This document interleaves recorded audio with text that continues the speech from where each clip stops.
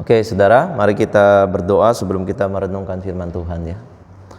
Bapa di surga, kami bersyukur karena Tuhan masih menghadirkan satu persekutuan doa di tempat ini bagi kami, orang-orang yang terpanggil untuk setia berdoa di sini.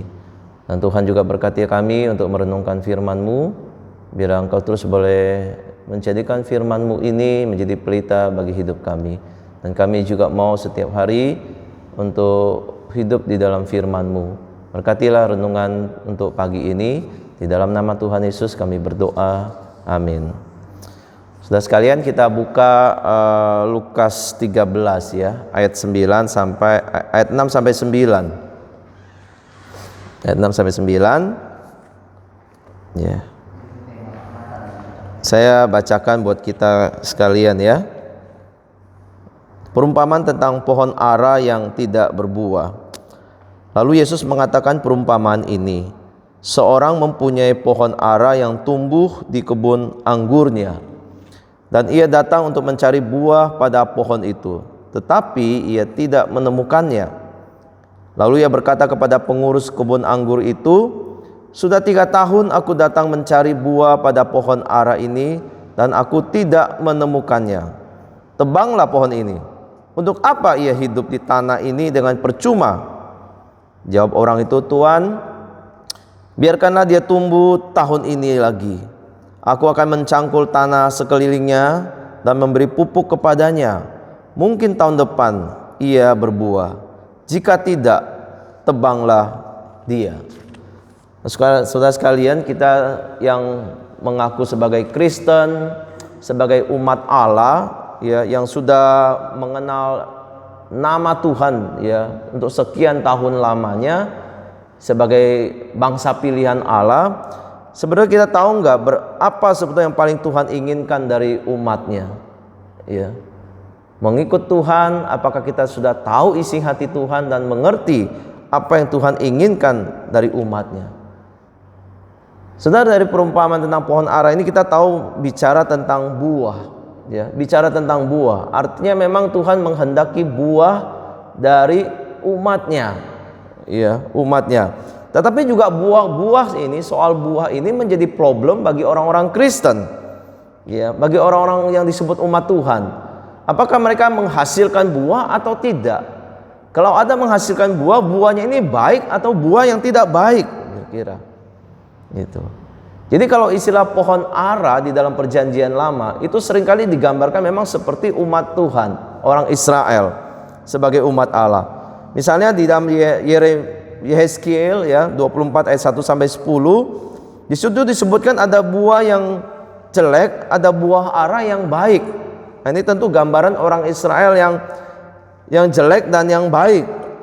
Atau di Hosea ya 9 ayat 10 juga mengatakan seperti buah-buah anggur di padang gurun, aku mendapati Israel dahulu. Seperti buah sulung sebagai hasil pertama pohon ara, aku melihat nenek moyangmu. Jadi umat Allah digambarkan dengan metafor, yaitu pohon ara. Ya, pohon ara. Unik, saudara. Kenapa digambarkan sebagai pohon ara? Gitu ya. Nah, kalau kita tahu pohon itu untuk berbuah itu setiap pohon itu punya umurnya. Ya, punya umur tertentu untuk dia bisa berbuah. Misalnya kalau kita lihat pohon mangga, dia mengatakan 4 tahun waktu ditanam itu bisa menghasilkan buah, 4 sampai 6 tahun lah harusnya. Ya, sudah bisa berbuah. Atau kita lihat pohon jambu, ya, jambu air misalnya. Pohon jambu air itu dikatakan 8 sampai 12 bulan itu sudah ada buahnya. Meskipun nggak banyak, tapi sudah menandakan ada buahnya. 8 bulan atau 12 bulan sudah ada. Ya, dan buahnya memang akan berlimpah di tahun ketiga atau keempat. Tapi di awal-awal sudah memberikan indikasi ada buah di situ. Ya. Nah, misalnya kalau pohon nangka juga sama, ya. Sekitar 3-4 tahun itu ditanam, dirawat dengan baik, itu akan menghasilkan buah juga. Ya, jadi sekitar ada 3 tahun, 4 tahun tuh kebanyakan pohon itu sudah berbuah ya. Kecuali pohon nangka di rumah mertua saya ini cukup lama berbuahnya. Itu ya mungkin karena memang tidak diperlakukan dengan sebagaimana mestinya ya. Artinya memang dibiarin aja liar, tumbuh aja gitu, nggak pernah dirawat, diberikan pupuk atau apa gitu ya. Cukup berapa lama, puluhan tahun, 20 tahun ada ya, pohon itu ditanam baru menghasilkan buah tuh pertama tuh satu-satunya, dan itu besar sekali ya, mungkin bisa 20-an tahun itu baru berbuah satu.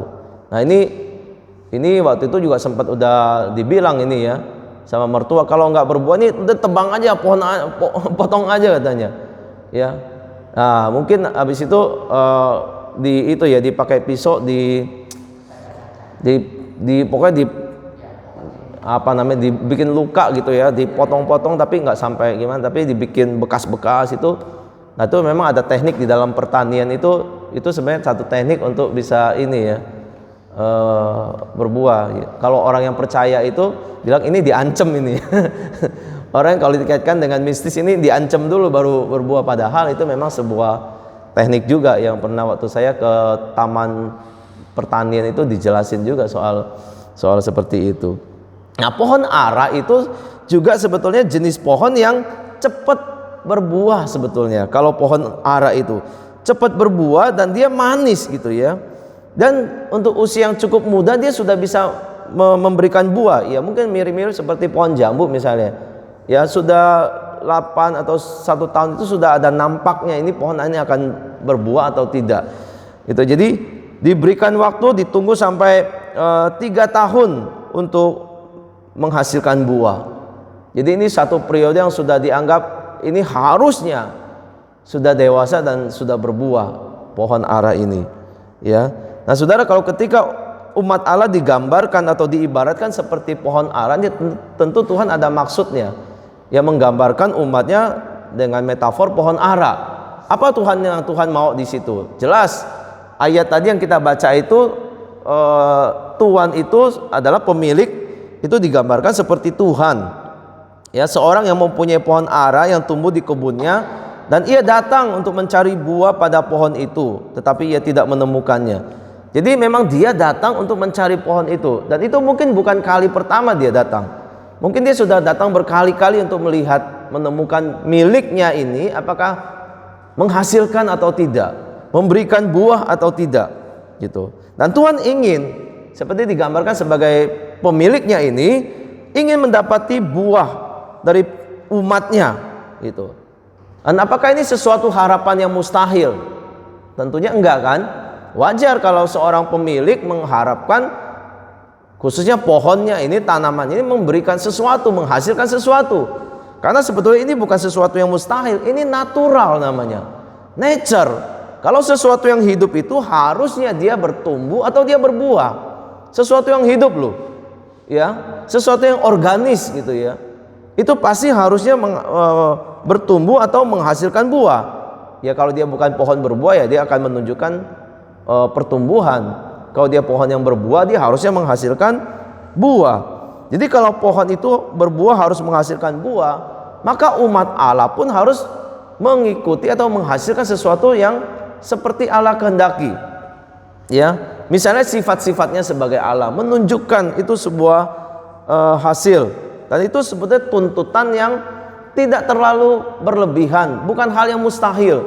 Ini normal, ini natural ya, untuk umat Allah itu menunjukkan jati diri sebagai umat Allah ya. Pohon buah harus menghasilkan buah begitu. Nah kalau tidak ya bagaimana dia bisa disebut sebagai umat Allah dengan identitas sebagai umat Allah?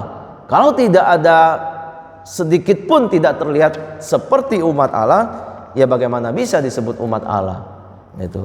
Jadi saudara, kalau kita lihat pohon ara itu bukan pohon yang liar yang tumbuh di pinggir jalan yang tidak dirawat, atau seperti pohon nangka di rumah kami di Raja Wali itu. Tapi ini pohon yang memang digambarkan di kebun. Artinya pohon ini ditanam dengan kondisi yang cukup ideal. Ya tanahnya juga tanah memang untuk cocok tanam. Bahkan dia dipelihara, bahkan dia diberi pupuk juga ya. Ada indikasi itu. Dia diberikan segala sesuatu yang perlu untuk dia berbuah, untuk dia menghasilkan gitu. Dan dia diharapkan untuk menghasilkan sesuatu yang ya maksimal lah, sesuai dengan jati dirinya sebagai pohon berbuah gitu. Cuma saudara, memang akhirnya kita melihat sudah waktunya 3 tahun itu sekali lagi, tetapi tidak menghasilkan. Periode yang sudah dinantikan, ya, setahun sudah dinantikan, 2 tahun dinantikan, tahun ketiga dinantikan, tetapi tidak berbuah juga. Saya melihat kalau sampai di bagian ini kita melihat ada kesabaran juga dari seorang pemilik, ya, atau kesabaran Tuhan yang digambarkan di sini untuk menantikan buah dari miliknya, dari pohon atau umat yang digambarkan sebagai pohon ini. Ya, dia rutin mengunjungi, melihat buah itu, dan itulah gambaran Tuhan untuk terus kelihatannya menanti umatnya ini di dalam menghasilkan buah, ya, di dalam menghasilkan buah. Saudara, buah yang seperti apa yang memang Tuhan kehendaki dari umatnya, dari anak-anak Tuhan ini? Tuhan begitu sabar untuk menanti, ya, setahun, 2 tahun, 3 tahun. Ya, ini gambaran untuk pohon. Tapi kalau gambaran terhadap umatnya, Tuhan bukan hanya menanti soal 3 tahun, tapi satu periode yang Tuhan betul-betul sabar untuk melihat, menanti, menunggu, ya, mana umatnya ini menghasilkan sebuah buah, memperlihatkan buah yang memang bisa dinikmati dan bisa jadi berkat bagi orang yang mencicipinya. Gitu. Nah, kalau kita lihat soal buah di dalam Alkitab, itu memang ada bisa berbicara beberapa hal tentang buah ini. Misalnya di Matius 3 ayat 8, di situ dikatakan, jadi hasilkanlah buah yang sesuai pertobatan, ya. Hasilkan buah yang sesuai dengan pertobatan. Ya, orang banyak menyebutnya ini sebagai buah pertobatan. Jadi sebuah pertobatan itu harus memperlihatkan sebuah yang nampak, ya. Buah itu nampak, bisa dilihat, bisa diraba, ya, bisa disentuh itu. Nah, kalau anak-anak Tuhan itu diminta untuk seperti kata Matius 3 ayat 8 ini, hasilkanlah buah yang sesuai pertobatan, ya memang harus kelihatan, nampak ada sebuah pertobatan di situ. Ya. Nah, ini kalau kita bicara mungkin konteksnya memang kepada umat Tuhan Israel yang harus bertobat, ya. Bukan hanya untuk orang Israel, ya, tapi juga untuk bangsa-bangsa non-Yahudi juga, ya. Tapi kalau terlebih lagi kepada umatnya orang Israel ini, umat pilihannya dari perjanjian lama, ya, nenek moyang yang sudah mengenal Tuhan ini sebuah permintaan yang betul-betul sekali lagi normal sekali, natural sekali untuk bisa menghasilkan buah itu. Hasilkan buah sesuai dengan pertobatan. Dan Tuhan, kalau kita ukur dengan bangsa Israel, sudah berapa lama Tuhan sabar menanti umatnya sendiri itu untuk bertobat itu.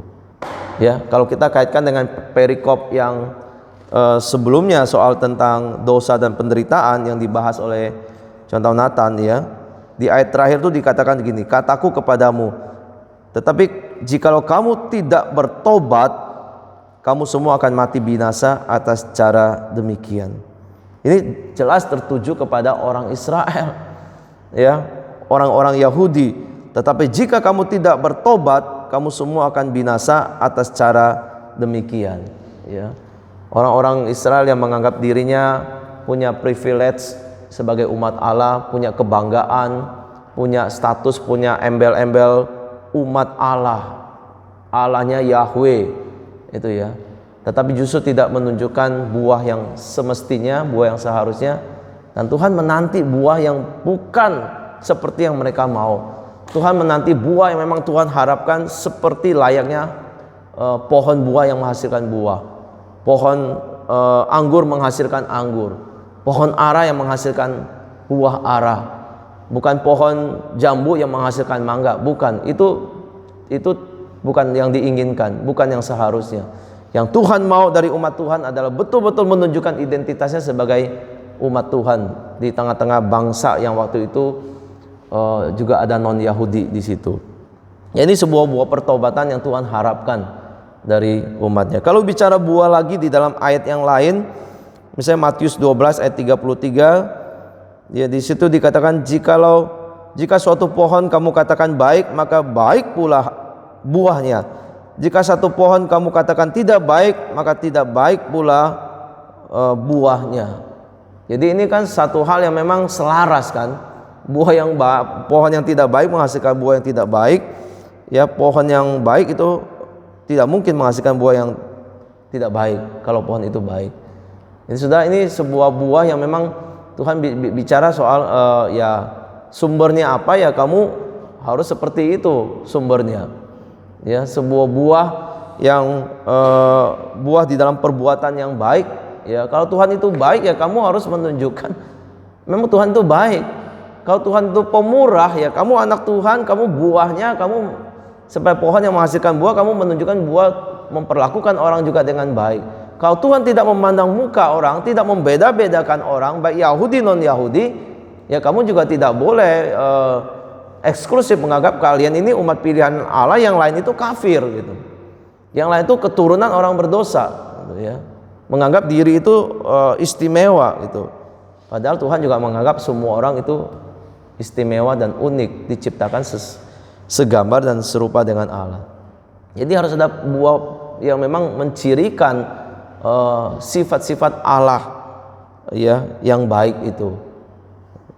Itu buah di dalam pengertian yang sama juga, yang lain. Atau buah di dalam Galatia dikatakan tuh ada lagi buah di dalam arti buah roh, sebuah karakter. Ya, ada kasih, ada sukacita, ada damai sejahtera, dan seterusnya dan seterusnya. Ada buah di dalam karakter yang mencerminkan buah atau buah roh, karena roh Allah yang tinggal di dalam kita. Nah, saudara sekalian, kita melihat ya, kalau pohon ara itu sudah diberikan kondisi yang ideal, nutrisi yang ideal, ya, mineral yang ideal, ya, atau vitamin yang ideal, pupuk yang ideal. Sudah, bukankah ini anugerah ini cukup untuk pohon itu bertumbuh dan berbuah? Dan kalau kita lihat sarana anugerah yang Tuhan berikan kepada umatnya pun itu sarana yang cukup. Sarana yang cukup untuk membuat anak-anak Tuhan itu bertumbuh, ya. Minimal mereka mempunyai firman Tuhan. Ya. Ini sudah menjadi istilahnya, kalau makanan ini udah makanan yang paling sehat, ya, untuk jiwa kita, untuk rohani kita, untuk hati kita. Tuhan menyediakan. Ya, Tuhan tidak hanya menuntut kita untuk bertumbuh tanpa ada anugerah yang diberikan. Ya, seperti pohon diperlakukan dengan baik, diberikan dengan cukup, bahkan ya diberikan ekstra sebagai umat Allah. Diberikan ekstra. Ya, tidak berlebihan. Kalau sesuatu yang diberikan lebih, ya Tuhan tuntut lebih. Seandainya kalau kita mau sebut itu sebagai tuntutan, itu juga sesuatu hal yang masuk akal, yang tidak berlebihan, ya. Dan Tuhan berikan semua itu, janji Tuhan, firman Tuhan, nabi Tuhan diutus, ya. Yesus Kristus diutus, lahir dari orang Israel, orang Yahudi. Bukankah banyak sarana anugerah yang Tuhan sudah berikan? Ya, belum lagi warisan tradisi nenek moyang mereka untuk Taurat mereka, untuk ibadah mereka, untuk doa-doa yang sudah ada di dalam Mazmur. Semuanya itu Tuhan sediakan untuk umatnya. Itu sebuah anugerah yang mungkin bangsa lain belum mendapatkannya, tetapi itu tersedia buat umat Tuhan. Tetapi kita lihat seperti pohon ara ini, semua tersedia dengan cukup, dengan baik, tetapi tidak menghasilkan buah. Saudara, kalau membayangkan Tuhan, ya saya yang nggak nanam pohon nangka aja, ya melihat pohon ini sudah puluhan tahun tapi tidak menghasilkan, ada rasa kecewa juga. Atau di rumah Depok saya sebenarnya ada pohon duren, ya papa saya tanam pohon duren. Ya, kita waktu ditanam pohon duren kan ada satu antusias, kita bisa nikmati hasilnya nih dalam beberapa tahun ke depan gitu. Tapi tinggal di sana udah belasan tahun, 12-13 tahun, baru berbuah satu. Ya, kita berharap nggak usah buah berlebat-lebat lah ya. Beberapa buah kita mungkin bisa nikmati sebagai ya pemilik pohon gitu ya. Ya, tapi akhirnya kayaknya PHP begitu ya. Harapan tinggal harapan. Sampai dari yang ada harapan sampai menguap gitu harapannya ya. Memudar sampai akhirnya udah nggak harap hari ini dia mau berbuah apa nggak berbuah, terserah deh. Ya, kalau ini mengganggu sekali ya potong aja, kita juga setuju aja gitu. Kalau awal-awalnya sayang nih, tunggu ini kayaknya bisa berbuah gitu, sayang dipotong. Tapi hari ini mah sayang nggak sayang, udah kalau nggak berbuah potong aja gitu. Ya, padahal ya diurus juga sebenarnya sama papa. Kalau dilihat di situ diurus ya, dia punya pot-pot kecil tanaman. Dia ya hari tua, orang tua kadang-kadang suka juga ya ada aktivitas bercocok tanam. Sebelumnya belum pernah, sebelumnya ngurusin konveksi, kok tiba-tiba pindah ke sana kayaknya punya hobi baru gitu ya, yang ngurus-ngurus tanaman, ada waktu. Padahal itu diurus itu pohon, dia beli sendiri pohon itu, dia tanam sendiri. Tapi ya hari ini tidak sesuai apa yang diharapkan. Padahal sudah dikondisikan, diberikan apa yang cukup juga. Ya meskipun kita awam dalam hal tanaman, tapi ya sebagai awam kita berusaha juga untuk memberikan pertumbuhan sesuai pemahaman kita, ya itu. Nah itu dia. Jadi anugerah sudah diberikan, cukup. Ya, kalau kita ngomong di zaman ini juga Tuhan, anugerah Tuhan cukup bagi kita untuk bertumbuh. Firman Tuhan ini cukup bagi umat Tuhan, bagi kita untuk menghasilkan buah kalau kita memang setia hidup di dalam firman Tuhan. Ada sarana yang lain juga ya kita bisa sebut sebagai anugerah. Ada persekutuan. Kita tahu di dalam komunitas, di dalam sendiri, tadi kemarin Kenny sangat menekankan, kita sulit sekali untuk bertumbuh secara sendiri, individual gitu. Memang kita perlu waktu-waktu untuk kita sendiri, ya, untuk kita merenung, untuk kita berefleksi sendiri dengan Tuhan. Tetapi ada komunitas juga sebagai sarana, juga sebagai anugerah Tuhan untuk kita bertumbuh. Di situ kita berinteraksi, dan interaksi itu yang membuat kita untuk makin dewasa. Ya, interaksi yang baik atau interaksi yang konflik sekalipun itu akan membuat kita bertumbuh untuk menjadi orang lebih sabar, orang lebih pengertian, orang lebih memahami orang lain. Ada sarana doa buat kita, sarana persekutuan buat kita juga untuk bertumbuh. Ya. Ada juga sarana melayani, pelayanan yang Tuhan sediakan melalui gereja untuk kita bertumbuh juga. Ya. Ada banyak sarana yang ada yang Tuhan berikan di dalam warisan kekristenan untuk umat Tuhan terus bertumbuh. Tapi kalau umat Tuhan sudah disediakan, tapi tidak mau memakainya untuk menghasilkan buah, untuk bertobat gitu ya. Ya bayangkanlah seperti pemilik pohon yang sedikit kecewa dengan pohonnya. Itu ya. Hati Tuhan juga punya hati yang lembut ya. Bukan hati batu yang tidak bisa merasakan sebuah kesedihan gitu ya. Kristus sering digambarkan menangis untuk Yerusalem ya. Menangis untuk Yerusalem. Kenapa Yerusalem tidak bertobat-tobat gitu. Dan kita kadang-kadang berpikir hanya dari sisi kita yang egois ya, demi kenyamanan sendiri, tapi kita tidak memikirkan pemilik kita, sang Tuhan kita, Tuhan itu ya, bagaimana responnya ketika melihat kita ini menyia-nyiakan anugerah Tuhan dan mengabaikannya, dan kita tidak bertumbuh akhirnya. Lalu kalau kita tidak bertumbuh, kita menyalahkan Tuhan.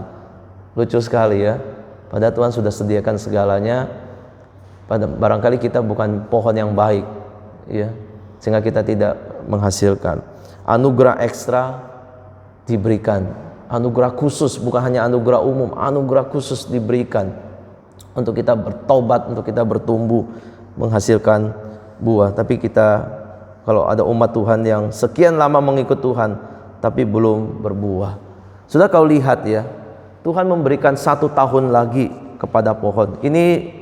Ya jangan diterjemahkan sebagai letterlek 1 tahun, artinya Tuhan memperpanjang kesabarannya lagi bagi umatnya, bagi orang Kristen di dunia hari ini. Tuhan masih perpanjang, masih ada waktu. Ya kita nggak tahu sampai kapan. Ya kalau di sini gambar 1 tahun untuk pohon, tapi untuk umat Tuhan tidak tahu. Tapi ada satu periode Tuhan terus sabar dan terus sabar untuk menanti umatnya ini memberikan buah. Tetapi ingat juga, anugerah ini bukan anugerah yang boleh disia-siakan. Anugerah yang diperpanjang ini, yang diberikan lebih ini dalam bentuk waktu ini, tidak boleh menjadi anugerah yang sia-sia, akhirnya juga tidak bertumbuh. Lihat satu prinsip di sini, Tuhan pun tidak sayang pada akhirnya. Untuk miliknya yang sudah dinantikan untuk berbuah, tidak berbuah juga, ya Tuhan ini akan tebang. Tuhan ini akan tebang. Waktu Tuhan ini tebang, jangan katakan Tuhan ini kejam. Waktu Tuhan sudah selesai waktunya dan Tuhan misalnya angkat semua anugerahnya, ya, tarik balik anugerah Tuhan, dan orang ini akhirnya binasa di dalam di dalam kebebalannya yang tidak mau bertobat itu. Jangan katakan Tuhan ini kejam. Karena apa? Karena anugerah itu sudah diberikan, kesempatan sudah diberikan, ya. Entah kalau orang sudah dengar firman, udah diajak orang ke gereja, udah dikirim link ibadah misalnya, tetap tidak mau merespon, ya ini kesempatan sudah diberikan, ya. Tapi kalau tidak merespon untuk bertobat, berubah atau berbuah, jangan katakan Tuhan kejam. Tuhan baik, Tuhan memberikan, Tuhan sabar menanti, dan Tuhan memberikan apa yang cukup untuk menghasilkan buah. Tetapi sekali lagi itu tidak dipakai dengan baik, dan pada akhirnya Tuhan pun tidak sayang, ya. Jangan berharap Tuhan tidak bisa ambil keputusan dan orang yang yang terus akan menanti. Akan ada batas waktunya anugerah itu diberikan, dan ada batas waktunya Tuhan akan menebang pohon itu, ya. Anugerah yang diberikan ini free, ya, orang sering sebut, tapi bukan murahan, bukan untuk disia-siakan, dan anugerah ini ada batas waktunya juga. Ada kesempatan Tuhan juga mungkin akan menarik ini semua dan membiarkan pohon itu binasa. Nah, saudara, kita jangan mengira Allah itu akan terus bermurah hati, sebab Allah juga Allah yang adil, ya. Allah yang adil, yang tidak bisa dipermainkan, ya. Kita seringkali ada anugerah Tuhan kita permainkan, dan kita juga bahkan menganggap Tuhan terlalu sabar, dan kita terus bermain-main dalam dosa dan tidak mau bertobat.